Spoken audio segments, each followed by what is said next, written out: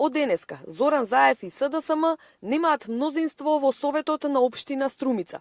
Тие не се на власт и немаат кредибилитет да продолжат да управуваат и владеат во Струмица, изјавија од советничката група на ВМРО ДПМНЕ.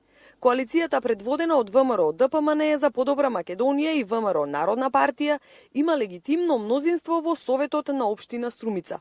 Побараа итно да се свика седница на Советот со која ќе се верификува новото советничко мнозинство и ќе се избере нов председател на Совет. Потоа, изјавија дека ќе побараат избор на нов градоначалник на општина Струмица.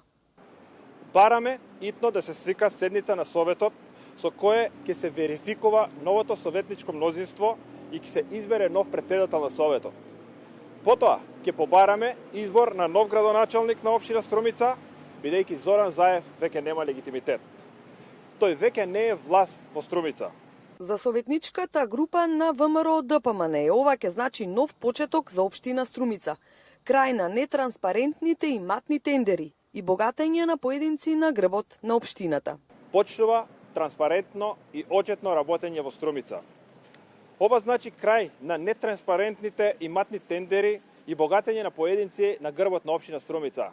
Ова значи крај на ерата на заплашување и притисоци.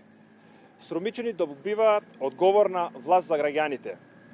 Ќе биде направена целосна ревизија на работењето во сите општински институции и започнува нов почеток на одговорно владење и многу проекти за граѓаните на општина Струмица.